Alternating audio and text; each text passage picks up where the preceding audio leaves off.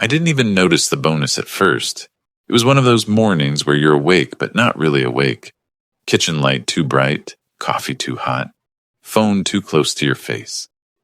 I opened my banking app out of habit, more to make sure nothing weird happened overnight than anything else. And there it was, a deposit labeled bonus. Clean description, clean amount. Big enough to matter, not big enough to look like a mistake. Exactly the kind of thing you'd expect at year-end when leadership wants to look generous before closing the books. For a second, I just stood there, letting that small wave of relief roll through my chest. Then my email chimed. Subject line, quick correction from CFO, no greeting, no hope you're well. Just one short paragraph written in that neat, confident tone some executives use when they want you to feel like the problem is already solved, and your job is simply to cooperate. He said Payroll made a clerical mistake. He asked me to send the money back today and to reply once it was done. That was it. Not a formal payroll notice, not a ticket number, not an internal case. No documentation attached, just urgency dressed up as routine. I stared at the message longer than I should have. I've worked long enough to know there are two types of clerical mistakes.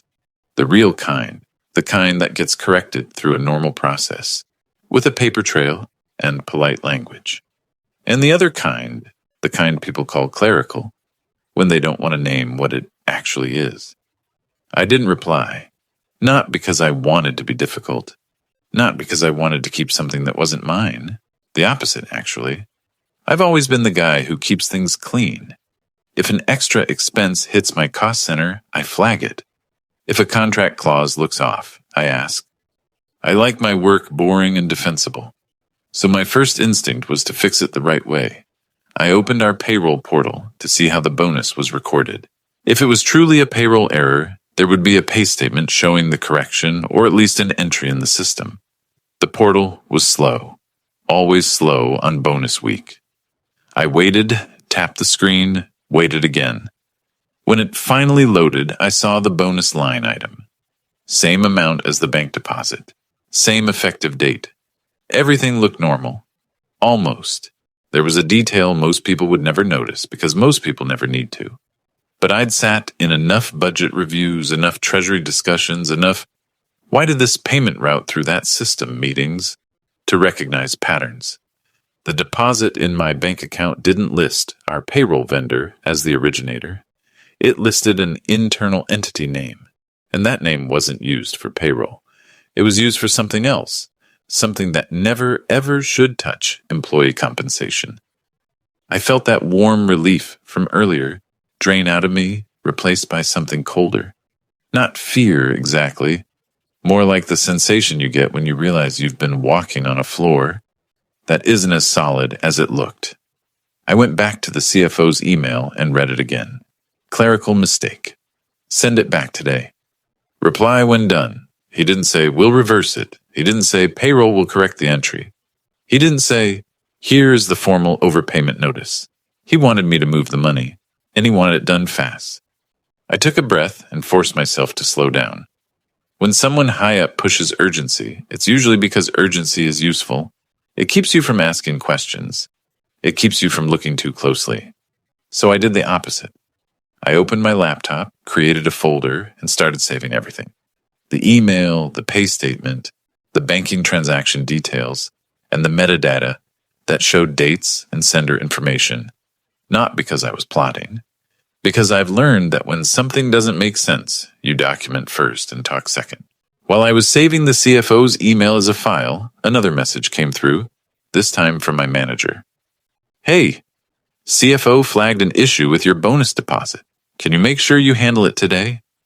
The phrasing was careful, no blame, no detail, just the same push, today. I replied with one sentence that was true and harmless.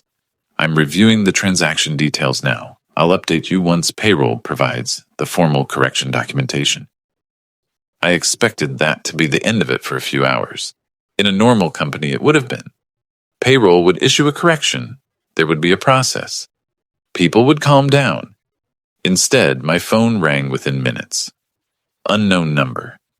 I answered anyway because my job trained me to pick up when I don't recognize a number. Sometimes it's a client, sometimes it's legal, sometimes it's an engineer in panic. You don't let it go to voicemail. A man's voice came through controlled and pleasant, like he was smiling while reading a script. "This is the CFO. Did you see my note?"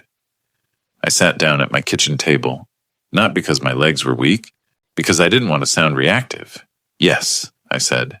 "I saw it." "Great," he replied. "So if you could return it this morning, that would be ideal. We need to close this out." I kept my voice even. "I'm happy to return any overpayment. I just need the formal payroll correction documentation and the correct destination account details from payroll." There was a pause so clean it felt deliberate. Then he said, still pleasant, "It's not that complicated. It's a clerical fix." "I understand," I said. "I just can't move funds without documentation. That's standard." His tone sharpened by half a degree. Not anger, not yelling, just the subtle shift executives use when they're reminding you where you sit in the hierarchy. "Documentation will follow. For now, send it back and reply to the email when done." I glanced at my laptop, at the originator name on the bank transaction. My mouth went dry. Because if this was truly payroll, he would have let payroll handle it. And if this was truly clerical, he would not be calling me personally over breakfast. I didn't accuse him. I didn't ask the question I wanted to ask. I simply said the truth again. "I'll need payroll documentation first." Another pause, then softer, almost conversational. "I don't want to turn this into a bigger issue than it is." That sentence landed like a threat wearing a friendly coat. After we hung up, I didn't feel panicked. I felt focused. I went back through old pay statements and remembered something that made my stomach twist.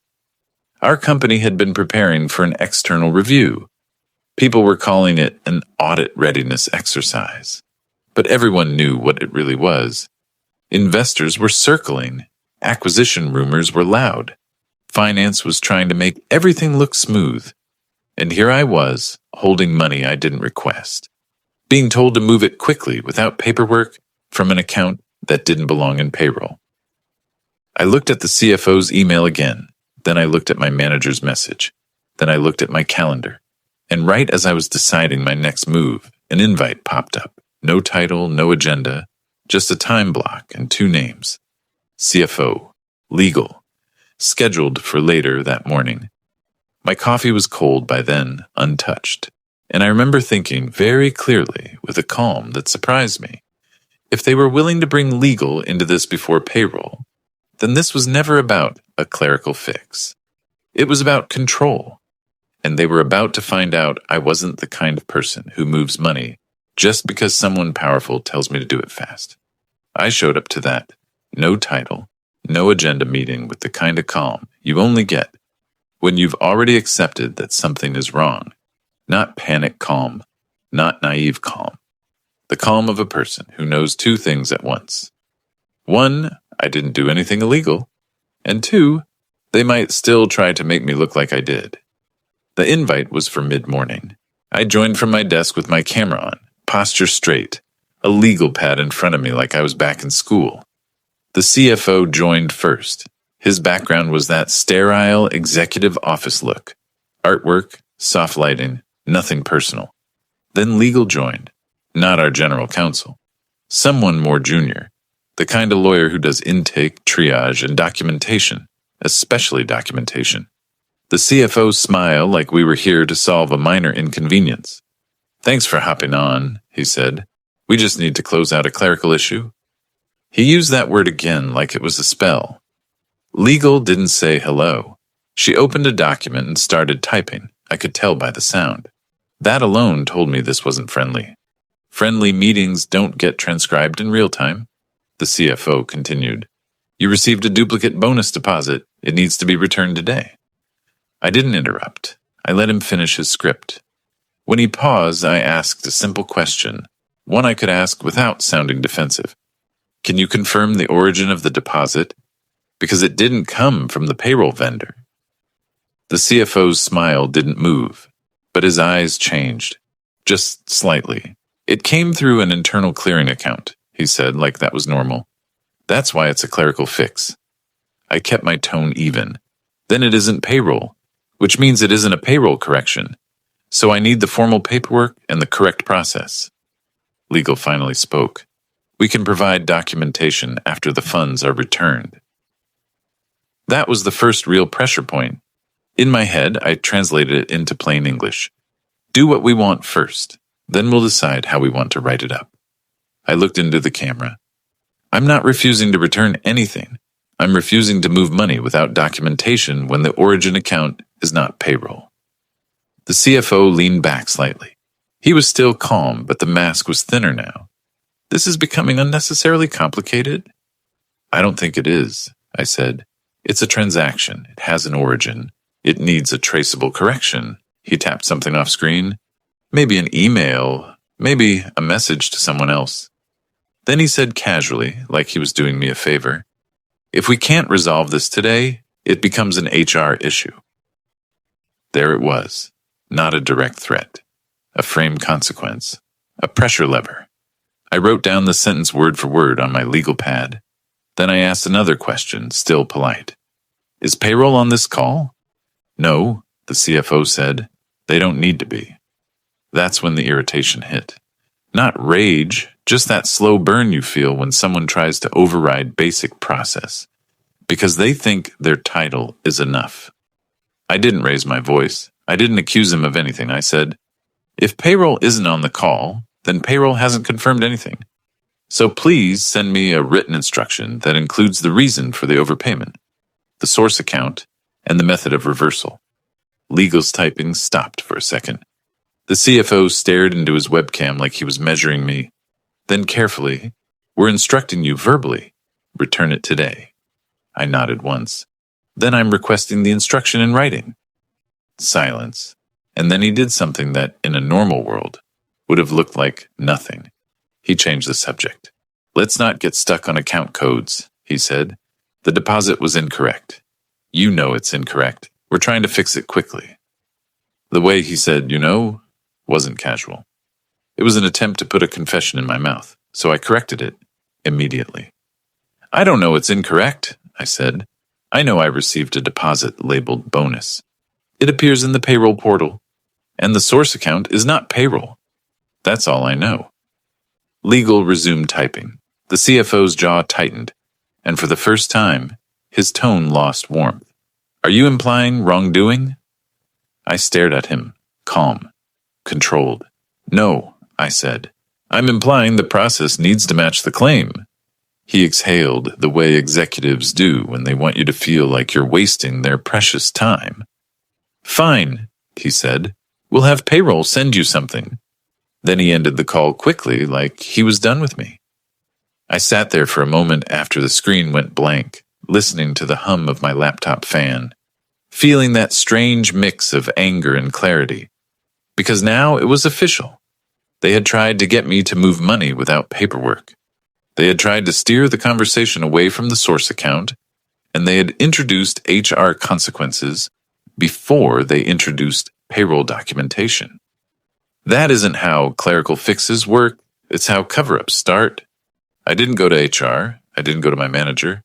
I went to our internal finance systems, the ones I still had access to, and I pulled every relevant record I was allowed to pull without crossing a line. Transaction detail, portal entry, date stamps, any reference number, any internal note attached to the payment run. Then I did one more thing that made my hands steady. I opened the company policy database and searched overpayment, because policies are boring until you need them as a shield. I found the section. It wasn't long. It didn't sound dramatic. It said in plain corporate language that any repayment request must include formal notice, origin account identification, and payroll confirmation. So I drafted a clean email, short, polite, impossible to twist. I am prepared to return any overpayment upon receipt of formal overpayment notice, including source account information and payroll confirmation. Until then, I am not authorized to initiate a return transfer. I sent it to the CFO, legal, and payroll, copying my manager. Then I waited. And that was just the beginning. Because less than an hour later, my manager walked by my desk, stopped like he happened to be there, and said quietly, "Hey, what did you do?" I looked up. "What do you mean?" He swallowed, eyes flicking left and right.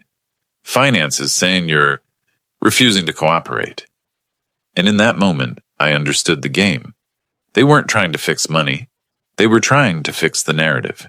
And if I didn't control the paper trail, they were going to write me as the problem that needed to be removed. So I did the one thing they didn't expect. I opened my notes, pulled up the exact time the CFO threatened an HR issue, and I started building a timeline, minute by minute, before they could rewrite it for me. By lunchtime, the story about me had already been written, just not by me. I could feel it in the way people looked up and then looked away, in the way my manager stopped saying my name out loud, in the way a Slack thread would go quiet the second I joined. The CFO hadn't replied to my email. Legal hadn't replied. Payroll hadn't replied. But my manager did. He leaned into my cube like he was trying to keep the conversation small. "They're saying you're holding company funds." I didn't react. Not visibly. I just opened my sent email and showed him the exact line where I said I would return any overpayment as soon as I received the formal notice. "I'm not holding anything," I said. "I'm refusing to wire money without documentation." He nodded, but his face didn't relax. "That's not how they're framing it." Of course it wasn't, because the frame was the whole point. If I was refusing to cooperate, then they could trigger HR. If I was withholding funds, then they could make it about integrity. And if they made it about integrity, nobody would ask why the money came from a non-payroll account in the first place. I waited until he walked away, then I pulled up the payroll portal again. I wanted something objective, something that didn't care about titles. The bonus line was still there. Same description, same effective date, same amount. I clicked into details that most employees never touch. Reference codes, origin notes, batch identifiers. And there it was again. That internal origin marker, not payroll vendor, not standard disbursement, an internal source code that shouldn't be feeding compensation.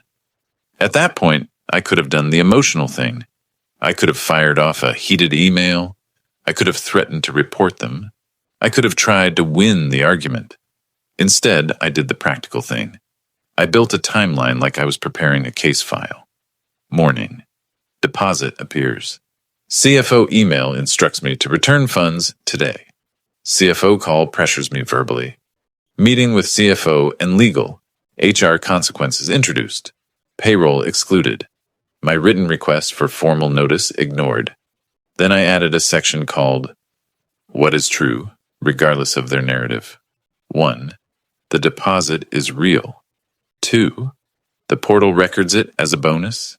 3. The origin is not payroll. 4. They are pressuring me to move it without written justification. I wasn't trying to be dramatic. I was trying to be bulletproof.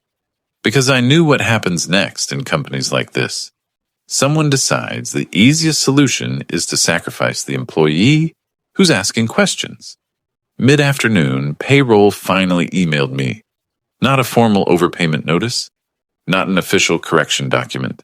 A 3-sentence message from a payroll specialist I'd never spoken to before, with wording so careful it sounded like it had been edited by legal. Please be advised a bonus deposit may have been issued incorrectly due to a processing error. Leadership has requested the funds be returned. Please confirm once completed. No origin account, no reference to the non-payroll source, no destination account, no internal ticket. It was a permission slip for them to say later that payroll contacted me. I stared at it, then opened the email headers. The from address was payroll, but the message had been routed and forwarded internally first. It wasn't conclusive proof of anything, but it was consistent with the pattern. They were trying to manufacture a clean chain of communication without addressing the one messy fact. So I replied to payroll with the same calm language. Thank you. Please provide the formal overpayment notice with the originating account. information, and the approved method of return. I will act immediately upon receipt. Then I did something I wouldn't normally do. I searched our internal finance wiki for that source code. In most companies, employees don't have access to treasury details. I didn't have full access either, but my role touched financial operations and metrics, enough to see read-only documentation, enough to recognize what certain labels meant. The code returned a page with a short description and a warning header. Not payroll, not benefits, not normal operations. It was a restricted funding account tied to a category that made my throat go tight. Because it wasn't an oops bucket, it was a bucket that existed for a reason. Separation, controls, audit visibility. The kind of account you do not casually use to pay people and then call it clerical. I leaned back in my chair and let it land. If that account funded my bonus, there were only a few explanations that made sense, and none of them were innocent. Either the CFO had misrouted money that had compliance restrictions, or he was moving funds through employees to make something disappear into noise. Small transactions, plausible labels, everyday people as camouflage. I didn't know which one yet, but I knew one thing with certainty. If I wired that money back today the way he wanted, I would become part of the mechanism, not because I intended to, because the transfer would complete the loop. It would give them the ending they needed, and if an external auditor asked, "Who touched this account?" my name would be in the story. That night, I stayed late, not to be a hero, to be precise. I pulled my last few pay stubs. I saved the bonus memo that had been posted in our internal announcements, generic language about year-end appreciation. I exported the portal entries. I screenshot the policy about overpayments and repayment documentation. I wrote down every phone call time and every name. Then, as I was closing my laptop, I got a message from a finance analyst I vaguely knew. Someone who had no reason to contact me directly unless they were nervous. It was short, no greeting. Off the record, don't send anything back yet. I didn't reply. I didn't want to drag them into it. But that message did something important. It confirmed I wasn't imagining the tension. People inside finance were aware. People inside finance were scared. And that's when the realization finally snapped into focus. This wasn't just pressure. This was containment. They weren't trying to get money back. They were trying to get the evidence back by making me erase it with a transfer. That night, I stopped thinking like an employee who needed to cooperate. I started thinking like a witness who needed to survive the spin. I went home, opened my personal laptop, and drafted one more document. Clean, factual, unemotional. A summary of events with attachments, ready to send to the one group that doesn't care how important your title is. Compliance, internal audit. Whoever had to care once the words restricted account entered the room. I saved it as a draft. I didn't send it yet. I wanted one more thing first, a written instruction from the CFO that acknowledged the source account. Because if he put that in writing, the game would change completely. The next morning, I walked into the office and my badge worked, but half my systems didn't. Calendar access error. Finance dashboard permission denied. Shared drive restricted. They hadn't fired me. They'd just started cutting off my ability to prove anything. And then silence, the kind that means something's gone wrong. The silence wasn't peaceful. It was strategic. When my calendar stopped loading and half my internal tools threw permission errors, it wasn't random IT turbulence. It was too clean, too targeted. Someone had made a choice. Keep my badge working so I couldn't claim retaliation, but limit my visibility so I couldn't gather anything new. They didn't need to win the argument anymore. They needed to control the record. I walked to my manager's office. His door was half open, and he looked up like he'd been expecting me. Before I could speak, he said, "Just sit for a second." That alone was telling. Managers don't say that when things are fine. I sat. He rubbed his forehead and avoided eye contact. "They're escalating." "Who is they?" I asked, already knowing. "Finance leadership," he said, "and HR." I nodded once. What's the claim? He hesitated, then said it like it hurt to repeat. They're saying you were instructed to return the funds and you refused. They're calling it insubordination and mishandling of company funds. There it was again, the framing. The same two nails they kept trying to hammer through my name. I didn't argue with him. He wasn't the target. He was the corridor. Instead, I asked, did anyone provide a formal overpayment notice? He shook his head quickly. I don't know. I slid my legal pad across the desk. On it, I'd written the exact phrasing the CFO used in our call in the meeting. The HR issue line, the clerical fix line, the refusal to include payroll, the refusal to provide documentation first. My manager read it, and his expression shifted from worry to something closer to dread. Why did you write this down? He asked. Because the story they're telling doesn't match what happened, I said. And if it goes further, I want facts, not vibes. He swallowed. They scheduled you for an HR meeting this afternoon. Title? I asked. He exhaled. Professional conduct. And financial compliance. That combination made my pulse slow down, not speed up. Slow is bad. Slow means they're not improvising. Slow means they've picked the language that triggers procedures. I stood up. Send me the invite. It'll come from HR, he said. They told me not to. I'm not asking you to decide, I said, still calm. I'm asking you to forward the invite. He did, and within a minute it appeared in my inbox. No agenda. Again, just a time, a room, 3 attendees, HR business partner, internal legal, and the CFO. Not payroll, not treasury, not anyone who could answer the only real question. This wasn't a correction meeting. This was an extraction meeting. I went back to my desk and opened my draft report, the one I'd built the night before. I reread it slowly, checking for anything emotional, anything speculative. I removed adjectives. I removed the one sentence that sounded like motive. I kept only what could be proven. Dates, times, wording, system screenshots, policy excerpts, transaction origin, my written requests for documentation. Then I saved it as a PDF. I also printed it. People forget that printing still matters. Printed paper doesn't get its permissions revoked. A little before the meeting, a colleague from finance messaged me, someone I barely knew beyond passing conversations.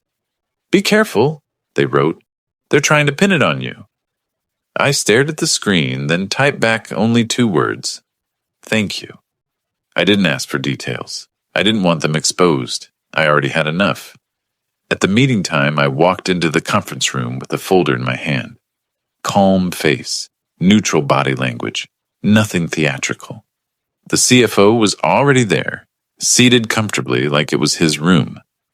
HR sat across from him, laptop open. Legal sat beside HR, also with a laptop. No one smiled. HR began. We're here to discuss a serious matter regarding the mishandling of company funds and failure to comply with a direct instruction. I let them finish. Then I said, before we begin, I want to clarify one thing for the record. HR nodded. Go ahead. I have not refused to return an overpayment, I said.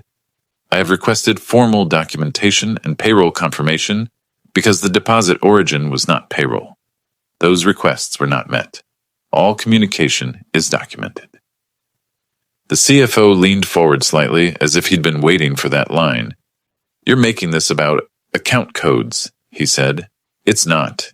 You received funds you were not entitled to. We instructed you to return them. You refused. That's the issue. HR looked at me like they were waiting for me to get emotional, waiting for my voice to rise so they could label it unprofessional. But I stayed flat. I did not refuse, I said. I requested the normal process in writing, as policy requires. Legal spoke then, smooth voice. We can resolve this quickly. You return the funds today and we close this out. Otherwise, we may need to proceed with disciplinary action. That sentence was the trap, stated out loud. Send the money back and everything disappears. Keep asking questions and you become the problem. I opened my folder and slid the printed policy excerpt across the table. The overpayment section, the one that clearly required formal notice, origin identification, and approved repayment method. Then I slid my sent email across, the one where I asked for exactly that and stated I would comply as soon as I received it. HR read it, and I saw their face tighten, not in anger, in calculation. Because HR doesn't like surprises. HR likes clean narratives. And this wasn't clean anymore. The CFO's tone shifted. That policy is not meant for situations like this. I didn't argue. I simply asked a question that forced reality back into the room. Then what is the origin account? I said. Please state it for the record. Silence. A long one. HR glanced at legal. Legal glanced at the CFO. The CFO's eyes flicked down, then back up. He didn't answer. Instead, he tried to redirect. The account detail is not relevant to your obligation to return funds you're not entitled to. But the room had changed, because now it wasn't me obsessing over account codes. It was him refusing to say the source out loud in front of HR and legal. HR cleared their throat. We need to understand why payroll documentation has not been provided. The CFO's jaw tightened again. Because it's not payroll, it's a finance correction. And the second he said not payroll, I saw it hit HR the way it hit me. If it's not payroll, then why is it labeled bonus in the payroll portal? If it's a finance correction, why instruct an employee to transfer money personally? If it's routine, why avoid written instruction with origin details? I didn't smile. I didn't gloat. I just stayed steady. And then I delivered the line that changed the temperature completely. I'm ready to return the funds the moment I receive a formal notice that includes the origin account and the approved repayment method, I said. Until then, I will not initiate any transfer that could mischaracterize the transaction. Legal's fingers stopped typing. The CFO's face went still, like he'd just realized I wasn't going to be bullied into completing his loop. HR asked, "Do you have evidence that the funds originated from a non-payroll source?" I nodded once and slid the transaction printout across, along with the portal screenshot showing the internal origin marker. HR studied it. Legal leaned in. The CFO didn't touch it. Then HR said a sentence I didn't expect to hear so soon. "We're going to pause this meeting," the CFO immediately objected. "There's nothing to pause. He returns the funds and we move on." HR looked at him, measured. "We're pausing. We need internal audit to review." The CFO's eyes flashed, just for a second, like a door slamming. Internal audit meant this was no longer his private problem. It meant there would be questions he couldn't control. HR turned back to me. "For now, do not take any action on the funds. Do not transfer anything. Await further instruction." I nodded. "Understood." The meeting ended. No resolution, no apology, just tension. As I walked back to my desk, my phone buzzed. A calendar invite appeared. This one with an actual title. Internal Audit Interview. And my stomach tightened, not because I was afraid of audit, but because I knew the next move from the CFO wouldn't be another meeting. It would be something quieter, something like making me disappear before audit could talk to me. I reached my desk, tried to log into the payroll portal again. Access denied.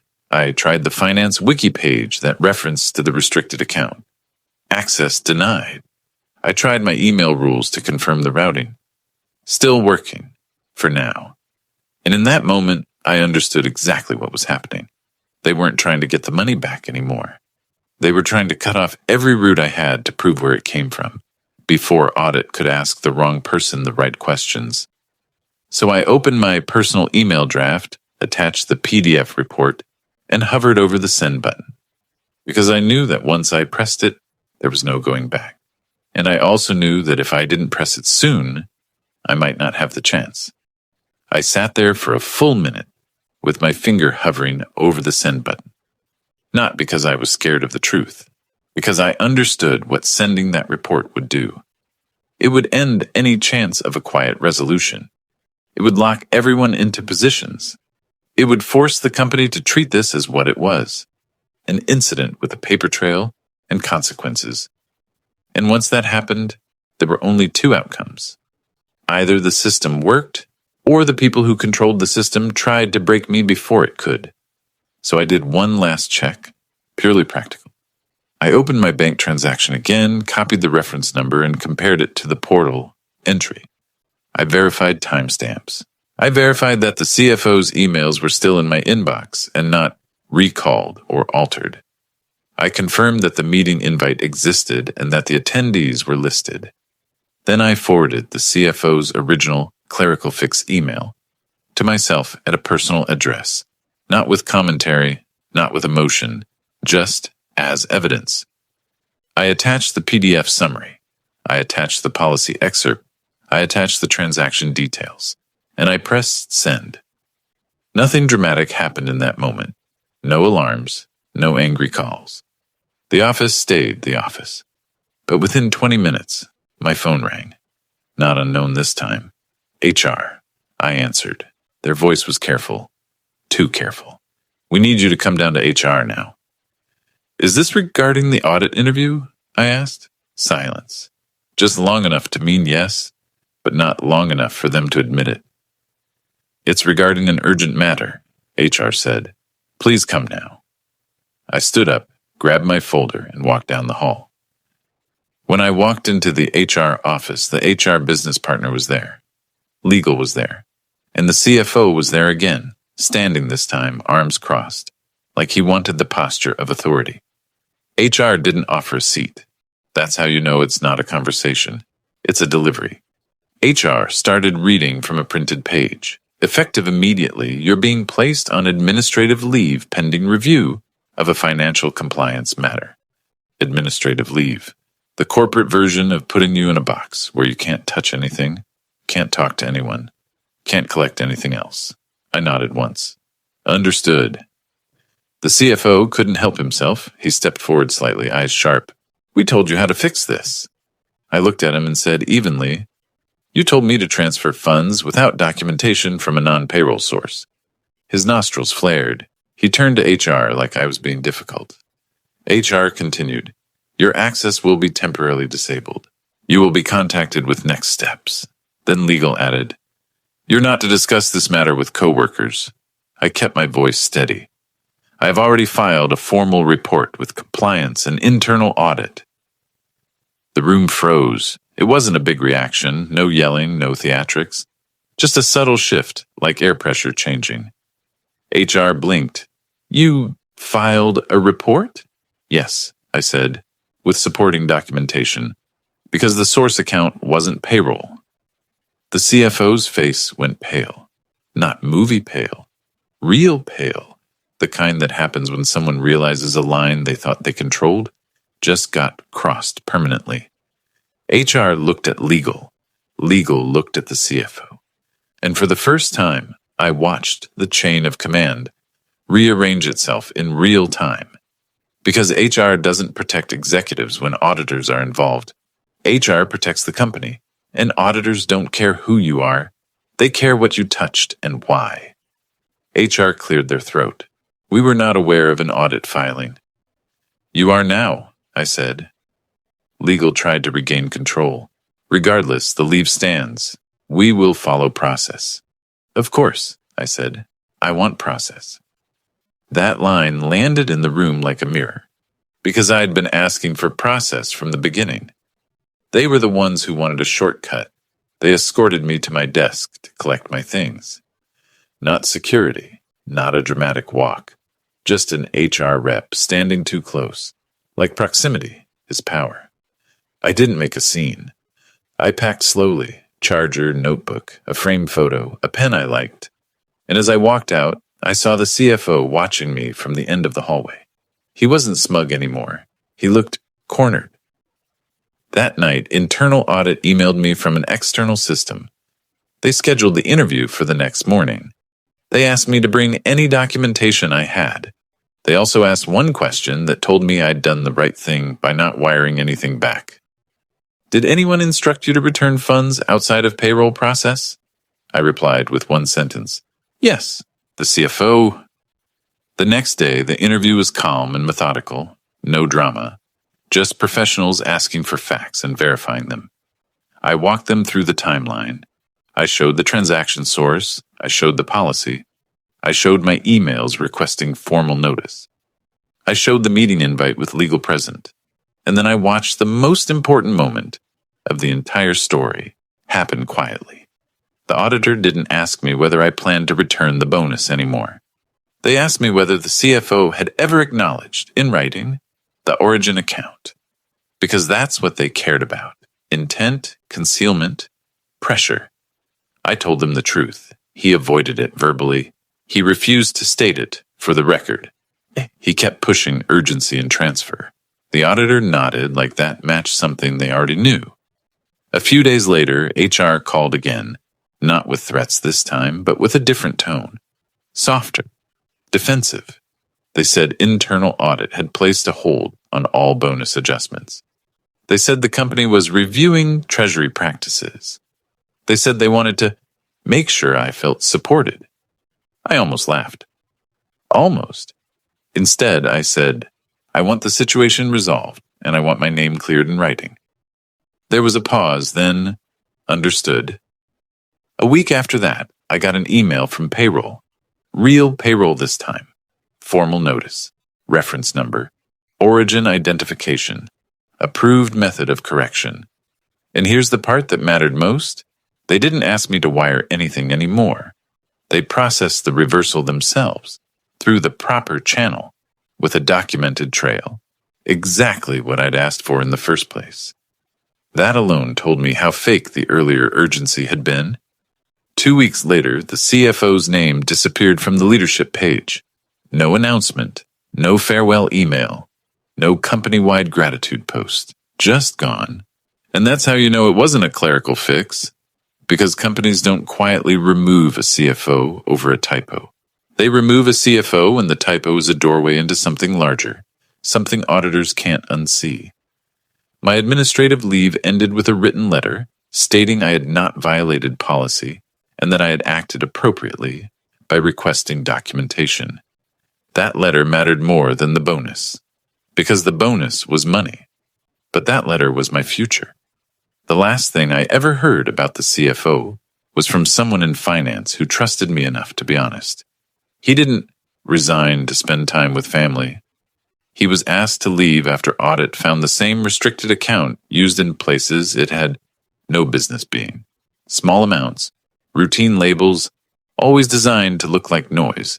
And the reason they couldn't keep it quiet forever was simple. They tried to use me as the clean ending. They thought I'd wire it back, erase the trail, and let them close the book. But I didn't. I stayed calm. I stayed exact. I stayed inside policy. And in the end, that's what broke him. Not revenge, not chaos. Process, evidence, and one employee who refused to become a tool for a fix that was never clerical in the first place.